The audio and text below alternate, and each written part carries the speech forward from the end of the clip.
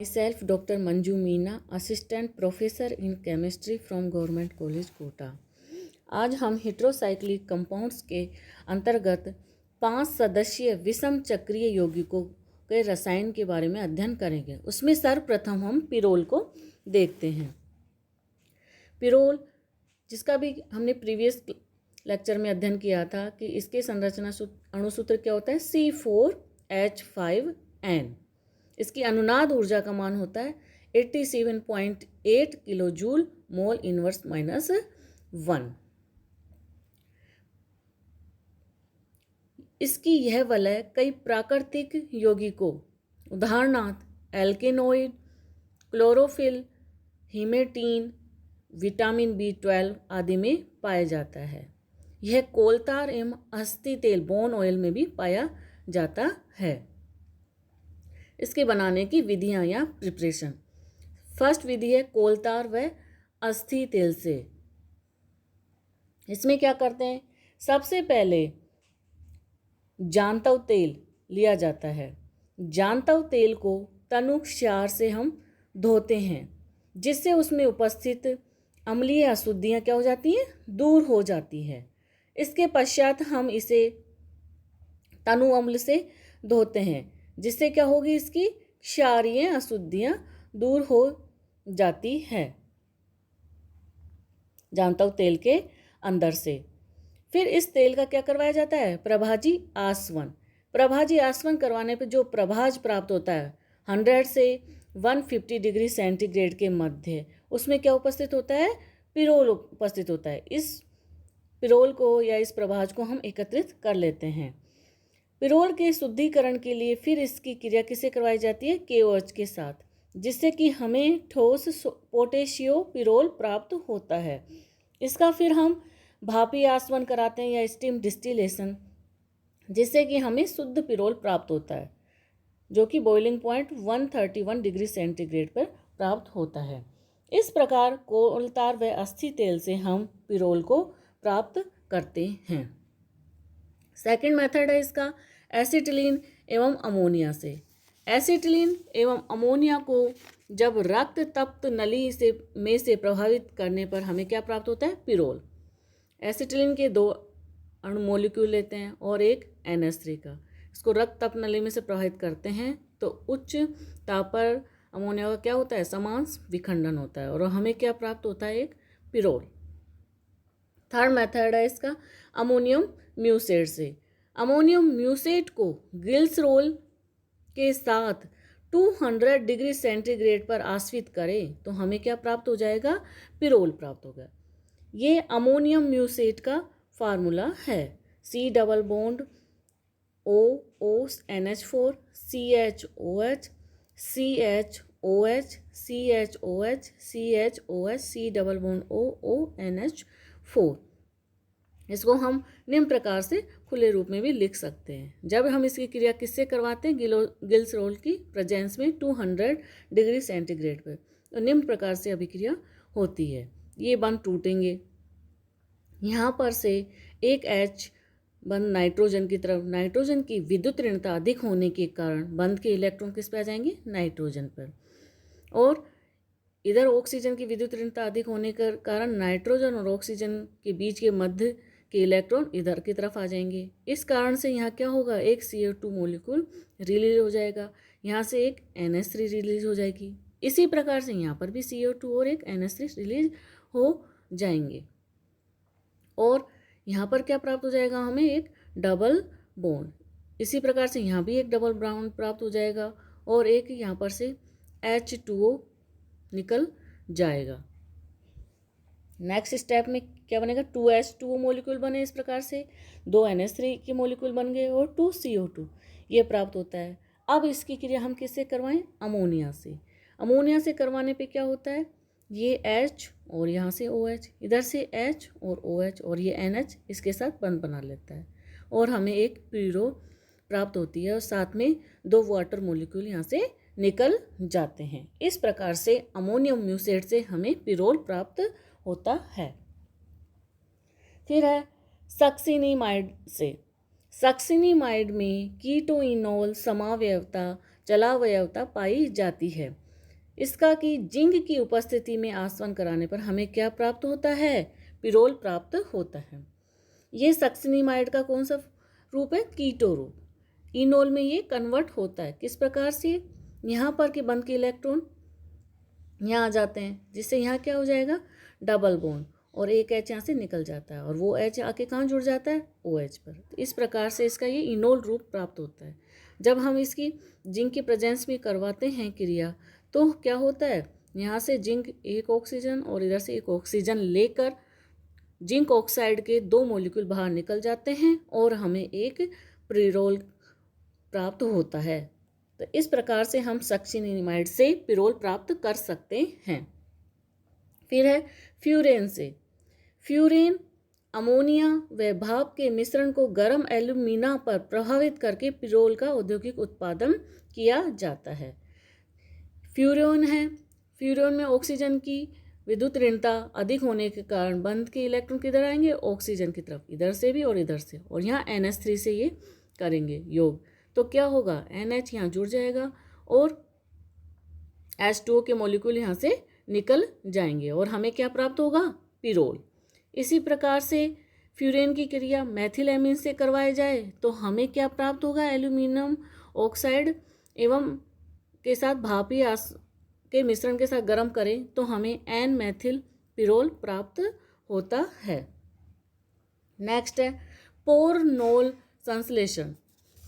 इसके अंतर्गत 1,4 डाइकीटोन की जब अमोनिया अथवा प्राथमिक एमीन अथवा हाइड्रोजीन के साथ गर्म करके क्या प्राप्त होता है? हमें पिरोल एवं उसके व्युत्पन्न हमें प्राप्त होते हैं। इसमें किस प्रकार से क्रिया होती है? ये है 1,4 डाइकीटोन का कीटो रूप है। अब यदि इसके किसमें कन्वर्ट हो जाता है? ये पहले इनोल रूप में। यहाँ पर डबल बॉन्ड आ जाएगा, बंद के इलेक्ट्रॉन इधर की तरफ आएंगे और यहाँ का H यहाँ से OH की तरफ जुड़ जाएगा। अब इसकी क्रिया हम किससे करवा रहे हैं? अमोनिया से।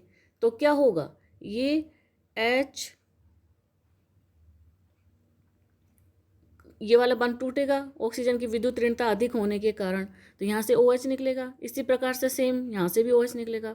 वो यहाँ से HOH और HOS 2 वाटर वॉल्यूम मॉलिक्यूल निकल जाएंगे और हमें क्या प्राप्त हो जाएगा? इससे 2,5 डाईमेथिल पिरोल। नंबरिंग कैसे होगी? 1 नंबर, 2, 3, 4 और 5। तो 2,5 डाईमेथिल पिरोल का इस प्रकार से निर्माण होता है। यही अभिक्रिया यदि हम सक्सिनेल्डिहाइड से करवाएं तो भी हमें पिरोल प्राप्त होगा, जिसका कि कीटो रूप इस प्रकार से, ये पहले किस में कन्वर्ट हो जाएगा? इनोल रूप में। और इसकी अभिक्रिया हम किससे करवाएं? एमीन से। तो सेम अभी हमने प्रीवियस स्लाइड में देखा था कि यहाँ से HOH और ये वाला HOH निकल जाएगा और हमें क्या प्राप्त होगी? हम पिरोल प्राप्त होगी। अगला है नोर संश्लेषण। यह भी पिरोल के व्युत्पन्न बनाने की सामान्य विधि है। इसमें अल्फा एमिनो कीटोन तथा बीटा डाइकीटोन अथवा बीटा कीटो एस्टर के मध्य संघनन करवाया जाता है। अल्फा एमिनो कीटोन अस्थायी यौगिक है, अतः इसे वहीं अभिक्रिया मिश्रण में बनाया जाता है। इसकी निम्न प्रकार से क्रिया होती है। Alpha amino beta keto ester का बनना। एसिटो एसिटिक एस्टर, इसका कौन सा रूप है? ये बीटा कीटो एस्टर रूप। अब इसकी क्रिया सबसे पहले हम किससे करवाएं? नाइट्रस अम्ल से। नाइट्रस अम्ल से क्रिया करवाने पर क्या होगा? यहाँ पर जो CH2 है, इसमें H और कार्बन में कार्बन की विद्युत ऋणता अधिक है तो बंध कार्बन की तरफ टूटेगा, तो वहाँ क्या आ जाएगा? माइनस आवेश। और इधर OH and double bond O के अंदर ऑक्सीजन की विद्युत ऋणता होने के कारण बंध इस तरफ टूटेगा, तो यहाँ पर NO पे क्या आ जाएगा? Plus charge. तो ये NO कहाँ जुड़ जाएगा? इस माइनस से। इस प्रकार से फिर इसका हम जिंक एवं एसिटिक एसिड की प्रेजेंस में क्या करवाते हैं? अपचयन करवाते हैं। अपचयन कराने से हमें क्या प्राप्त होगा? Alpha amino beta keto ester का कीटो रूप है। ये किस में कन्वर्ट हो जाएगा? इनोल रूप के अंदर कन्वर्ट हो जाएगा। कैसे होगा? यहाँ पर ऑक्सीजन इस कार्बन से जुड़ा होने के कारण इसकी विद्युत ऋणता ज़्यादा हो जाएगी, तो बंध के इलेक्ट्रॉन इधर आएंगे और ये वाले बंध के इलेक्ट्रॉन ऑक्सीजन की तरफ जाते हैं, तो यहाँ पर क्या हो जाएगा, डबल बॉन्ड हो जाएगा, और ये क्या किस में कन्वर्ट हो जाएगा, OH, जो कि alpha amino beta keto ester का क्या है, इनोल रूप। अब ये alpha amino beta keto ester की किससे करवाई जाएगी, बीटा कीटो एस्टर से। किस प्रकार से होती है, इसका हम इनोल रूप लें और बीटा कीटो एस्टर का भी हम क्या ले लें, इनोल रूप। तो क्या होगा, यहाँ पर OH इस प्रकार से बंध टूटेंगे और इधर से NH2 निकल जाएगा, और सेम इसी प्रकार से यहाँ से H के बंध इधर आ जाएंगे और ये वाला OH निकल जाएगा। तो क्या प्राप्त हो जाएगा हमें, CH3, C double bond C double O as it is ये जुड़ जाएगा, यहाँ से एक H निकला है तो NH हो जाएगा। इधर की हम देखें तो ये same C double bond C हो जाएगा, एज इट इज ये जुड़ा हुआ है, और इधर CH3 जुड़ा हुआ है, और 2 वाटर मॉलिक्यूल इसमें से निकल गए हैं। एक तो यहाँ से निकल जाता है और दूसरा H यहाँ से। अब इसका हम क्या करवाएं, जल अपघटन। जल अपघटन करवाने से क्या होगा, ये प्राप्त होगा, और उसकी फिर और अधिक गर्म करें तो हमें क्या प्राप्त होगा, 2,4 डाईमेथिल पिरोल। यदि बीटा कीटो एस्टर के स्थान पर हम क्या लें, बीटा डाईकीटोन लें, तो 4 एसिटिल 2 एथोक्सी 3,5 डाईमेथिल पिरोल प्राप्त होता है। नेक्स्ट है हैंस संश्लेषण। इस विधि में क्लोरोएसीटोन व बीटा कीटो एस्टर तथा प्राथमिक एमीन के मध्य क्या करवाया जाता है, संघनन करवाया जाता है। यह है क्लोरोएसीटोन का कीटो रूप। इसको पहले किस में कन्वर्ट करते हैं हम, इनोल रूप में। तो यहाँ कार्बन और ऑक्सीजन में ऑक्सीजन की विद्युत ऋणता अधिक है, इस कारण से इस कार्बन की विद्युत ऋणता इस वाले कार्बन से अधिक हो जाएगी, तो बंद के इलेक्ट्रॉन किधर की तरफ आएंगे, इधर। तो यहाँ हो जाएगा डबल बॉन्ड, और ये किस में कन्वर्ट हो जाएगा, OH में। अब इसकी क्लोरोएसीटोन, अब ये है बीटा कीटो एस्टर का इनोल रूप, तो यहाँ से ये बंद इधर टूटेगा और ये वाला इधर, तो यहाँ से HCl निकल जाएगा, और इसकी क्रिया हम किससे करवा रहे हैं, NH3 से।